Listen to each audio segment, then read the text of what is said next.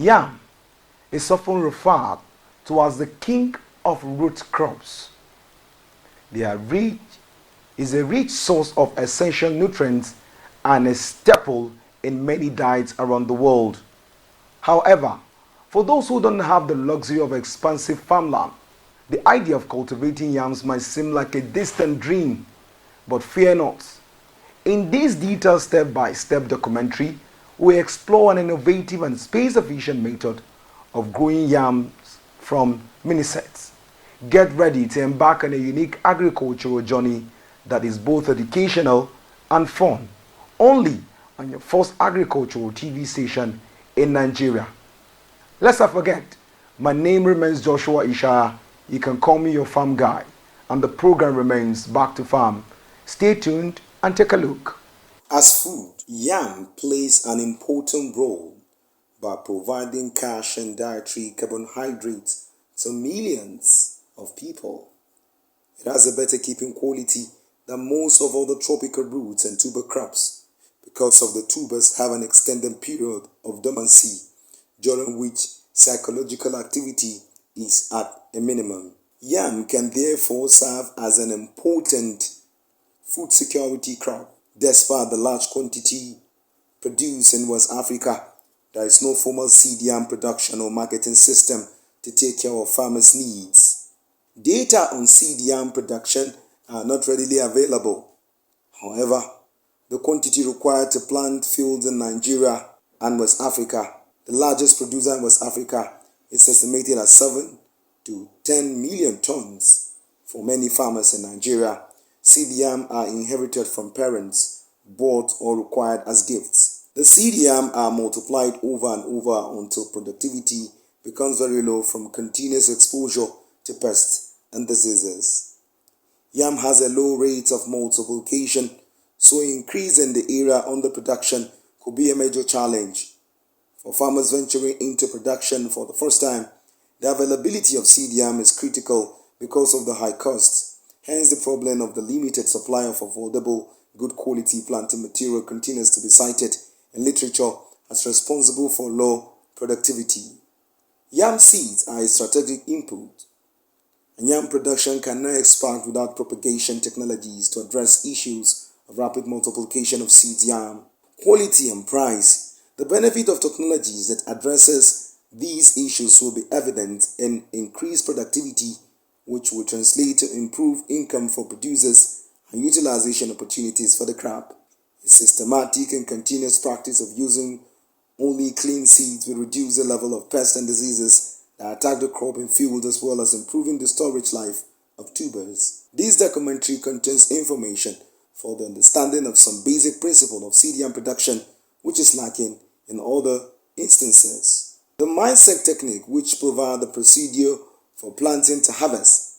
However, the information is not detailed enough for the proper understanding and teaching of principles involved. This documentary recommended the use of Miniset dust, mixture of fungicide, insecticide, and nematicide for the chemical treatment of minisets. The Miniset dose is not readily available.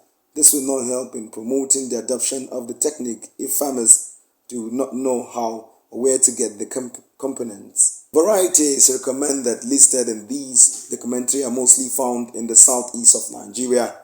There are several popular land races in other yam producing regions which are also suitable for seed yam production using minisets, using a series of questions and answers in French accompanied by many pictures to facilitate understanding. Researchers gave a more detailed coverage of the technique, from the selection of mother tubers to storage. The authors also discussed the marketing of seed yam and profitability of the technique. However, the document was intended for a limited audience in the Republic of Benin, and there is no English translation, which is the language of larger population in the yam belt of West Africa. The earlier mentioned manual and other referee materials. Now, let's define what is yam seed. The distinction between yam seed and seed yam can be confusing when the words are used interchangeably. Yam plants produces flowers and sets seeds and fruits. Breeders use the seed which are referred to as yam seeds, true yam seeds or botanic yam seeds to produce new varieties regular production. Yam is propagated vegetatively by planting the tubers of seed yam, which could be small whole tubers or pieces cut from larger tubers. Tubers produced from seed yam are genetically identical to the mother seed material, which, while those produced from yam seed have an identity different from the parent materials. Now, let's look at traditional methods of producing seed yam. In West Africa, farmers save seeds are the predominant source of planting materials. There are three major ways by which yam farmers obtain their seeds. First, the same plant is harvested twice in double harvesting or milking. The first harvest is done between the 5th and 7th month of growing, when the tuber, which is mostly used for food, is carefully cut off below the coronal root to avoid damage to the root system. The roots are then covered with soil, and the second harvest of the same plant is done at the end of the season for use as seed yam. The second method involves the use of small whole tubers. Some varieties have the capacity to produce both seed size and wedge sized tubers from the single stand. At harvest, the small sized tubers are sorted and retained for planting, while the larger tubers will be used for food. With this method, there is usually a high risk of selecting seed sized tubers that are small due to diseases, especially viruses, since the symptoms are typically not visible on the tubers. A third method of getting planting material is to cut large red tubers of up to 2 kg into the seed size set of 300 to 500 gram. This is referred to as junking. This method reduces substantially the quantity of tubers that could be used for food, because when seed tubers were in sorts, supply larger tubers are converted to seed yam by being cut into sets. Usually, such sets do not sprout evenly when planted. Some varieties such as Makakusa, which is the high demand in the major yam producing region of the middle belt of Nigeria, do not produce many seed yam tubers, so larger tubers are cut to get enough seeds. A less widely used method involves cutting wedge-sized tubers during the first harvest of milking and burying them in the soil at the base of the plant. These sets are dug up during the second harvest and planted immediately in a newly prepared field for the next crop. This production method is practiced by some farmers in the yam growing region of Nigeria and Ghana. Faced with serious seed yam shortage, some farmers in southern Kaduna, Nigeria plant the same set twice after a planted seed yam has formed roots, vines and leaves. The same seed yam is carefully detached and replanted in a new mold. With this method of obtaining seed yam, the multiplication ratio is low, the cost is high, and the quantity is not guaranteed. The low rate multiplication implies that many generations of cropping are required to obtain enough seed yam to plant 1 hectare, so the area under production is often limited by the amount available. Since the specialized production is uncommon, the quantity in the market is usually low. Most farmers use farm-safe seeds. This quality of seed yam sold in the market is often poor because farmers will generally select the best to plant their fields and sell only those left over. Researchers in Nigeria, the National Root Crop Research Institute, Umudike, and ITTA Ibadan developed the Miniset technique to overcome the critical problem of the availability of good quality seed yam by improving the rate of multiplication of white yam. With the technique, the multiplication ratio can increase from the traditional. The Miniset technique involves the cutting of mother seeds tuber into small sets, which must possess a reasonable amount of peel from which sprouting can occur. The Miniset are treated with chemicals to prevent damage from diseases and pests. Planted and managed to produce small whole seed tubers. These in turn are planted to produce wedge tubers for food. There is a positive correlation between the size of the Miniset and the size of the seed yam produced. This means that the Miniset should be cut for a targeted seed tuber size. There are veritable differences in the performance of Miniset. Therefore, the same size of different varieties may perform differently. Now, let's look at advantages of using the Miniset technique for seed yam production. The Miniset technique has been shown to have several advantages over traditional method of seed tubers production.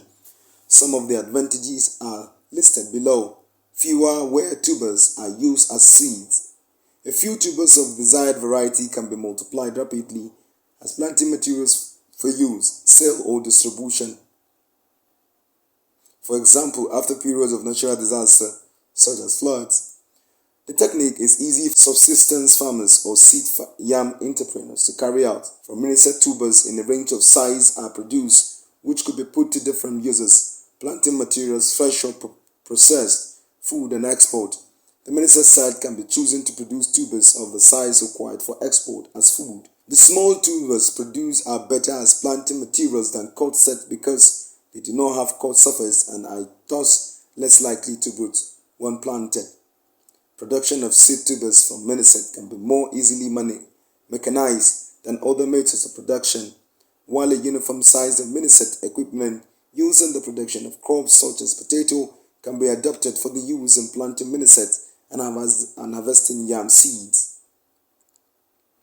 Researchers can rapidly multiply new varieties for distribution or evaluation.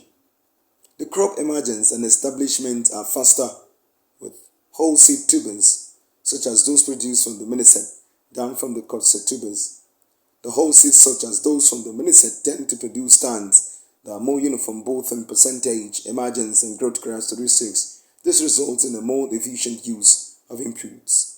Many varieties of yam are available and they possess different characteristics.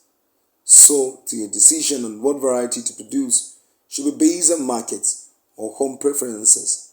It is critical to select good quality mother tubers of the right variety that are healthy, of the proper psychological age and size. For farmers who reserve seeds from a previous crop selection, should start from the field by rowing diseases. Plants or tagging strong clean plant for use as seeds. This is because the symptoms of viral disease are usually not obvious on tubers, and seed selection from the harvest of an entire field may not be effective in eliminating virus-infected tubers. Viruses play a very significant role in degradation of seed tubers and reduction of their productivity. If a diseased tuber is caught for the purpose of multiplication, the disease will be multiplied also by the same proportion, since the cost of production, harvesting, and storage will be the same regardless of the seed quality. A careful selection of seed tubers is essential in optimizing returns on investment. Other types of disease and off-type plants should be used for seed yam production. Pest-infested tubers should also be avoided. The chronological age of seed tubers is less critical than the psychological age, resulting from biochemical changes within the tubers. In normal production, the tuber is considered mature when the foliage senesces naturally for many varieties. The tuber is dormant at this stage and will not grow when planted. At the right psychological age, tubers come out of dormancy as sprouting start at different periods, depending on variety. Tubers with small short sprouts are considered young tubers and can be planted at the stage. When a young seed yam will be larger than if older seeds are used, the old seeds have stayed in storage for a longer period and vines have either grown too long or been sprouted several times, thus exhausting the nutrients stored in the tubers. The young sprout is dependent upon the energy stored in the seed tuber for survival until it can generate a root system to source nutrients in the soil. All seed tubers produce weak vines and plants that lack vigor due to the depletion of nutrients from the multiple desprouting. The size of the sprout or vine on a seed tuber that has not been desprouted can more easily indicate the age of the tuber than where desprouting has been done several times in storage. With prolonged storage, the tuber may produce a new small tuber even without being planted. Most of the seed tubers found in the market towards the end of the planting season are old and their field performance is usually less than optimal, except in the rare situation where the seeds were stored under favorable conditions. It is recommended that only healthy mother tubers of 800 to 1000 that have broken dormancy should be selected. Larger tubers produce uneven and delayed sprouting because of the lower meristematic activity, cutting and size minisets. Since the purpose of the technique is to produce small whole tubers for planting, it is important to know the appropriate size to cut to obtain the desired size of seed yam, because research has shown that with miniset, a range of seed yam set is produced. The bigger the miniset, the bigger the seed yam that it will produce. A sharp knife should be used to cut miniset to avoid dislodging the peel of the tubers, which plays an important role in sprouting formation. The mother tuber should first be cut into 2 to 5 centimeter rings, depending on the circumference of the tuber. Each ring should be cut vertically to produce pieces of the desired weight, with each piece possessing a skin area that is sufficient for sprouting. Now, let's look at treatment of miniset. After being cut, the miniset need treatment with a mixture of a suitable broad-spectrum fungicide, active ingredient immacoseps, and insecticide. It is advised essential read all instructions carefully on the appropriate handling and disposal of chemicals to safeguard human and animal health, as well as the environment. The mixture could be in liquid or powder form. If it is liquid, a perforated basket or net bag is used to immerse the miniset in the solution for 5 to 10 minutes. If it is a powder, the miniset should be placed in a plastic bag or bucket with the lid shaken carefully until they are well coated. In the absence of commercial chemical treatment, wood is used as a solution of dust, as with a high content of the potassium, such as that obtained from the burning. Inflorescence of oil palm has been recommended for its effectiveness. After treatment, the miniset should be spread into a shaded area placed for 12 to 24 hours for cut surface to dry and cure before being placed in a nursery for pre-sprouting or planting directly in the field. The prepared miniset can be pre-sprouted in containers such as boxes, trays, and baskets, or on beds before being transplanted in the fields. Their sprouting medium can be good loamy soil, sand dust, shredded coir, carbonized rice husk, or combination of good loamy soil and other types of media.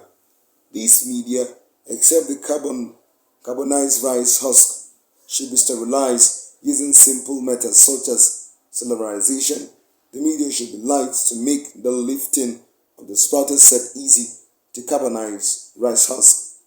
Dry husk should be placed in a metal drum. The drum is placed on the fire and the husk are stirred continuously to ensure they burn slowly, evenly until they are black but not completely burnt. The carbonated husk should be removed and cooled immediately to prevent them into ash. When large quantities are handled, it is better to pre-sprout the miniset in nursery beds, which should be 1 to 1.2 meters wide, 10 to 15 centimeter high of any convenient length.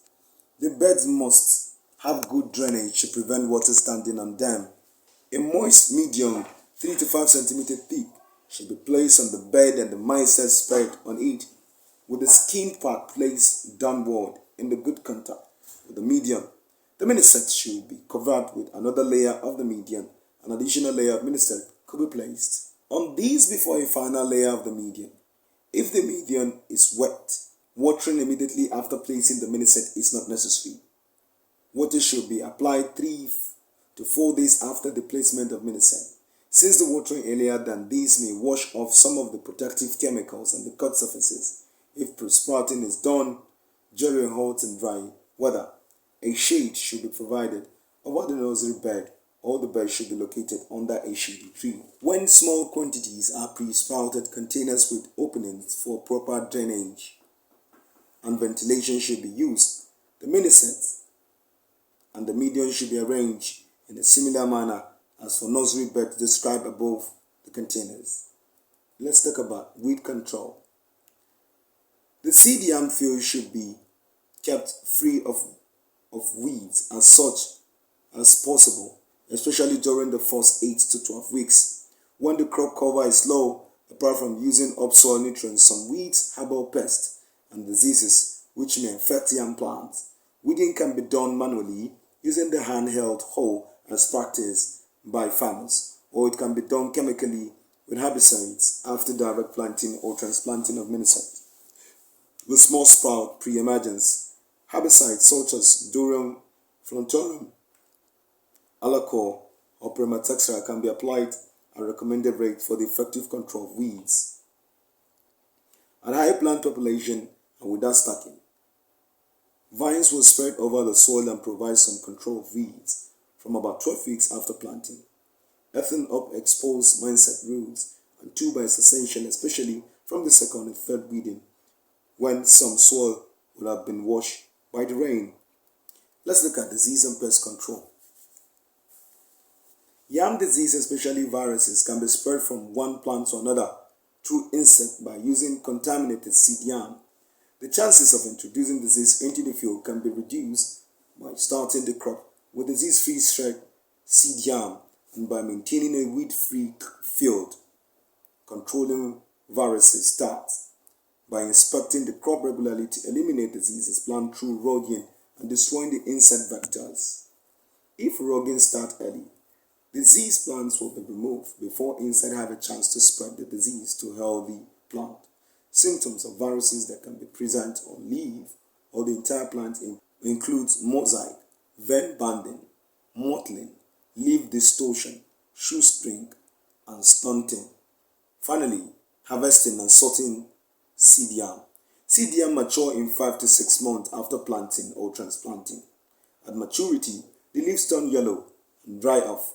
This is followed by the drying of the vine. The tubers should be dug carefully to avoid cuts and bruises, which serve as entry points for pathogens and increase their respiration during the healing processes. Harvesting when the soil is wet may increase the chances of wounded tubers developing rots in storage. Immediately after harvesting, seed yam should be removed from direct sunlight to a shaded place to prevent sun scorch. Tubers do not show well that they are left in the sun for too long or have cut. Seriously damaged tubers should be sorted out for immediate use. Seed yam of each variety should be stored separately and graded according to size.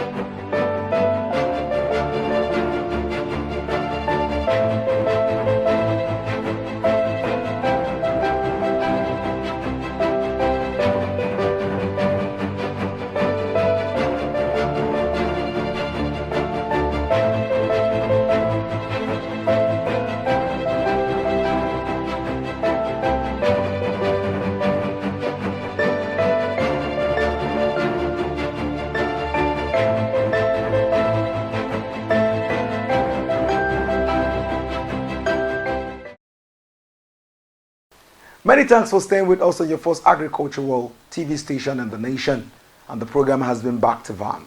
Of course, cultivating yam is a journey that is both educational and inspiring. It proves that with little creativity and innovation, anyone can enjoy the nutritional benefits and delicious flavors of homegrown yams, regardless of whatsoever constraint. So do not let the lack of land discourage you from this rewarding experience. Start your yam garden today and watch the growth. On that note, we come to the end of the program. My name is Joshua Ishaya. On behalf of the crew member, see you same time, same station. Bye for now.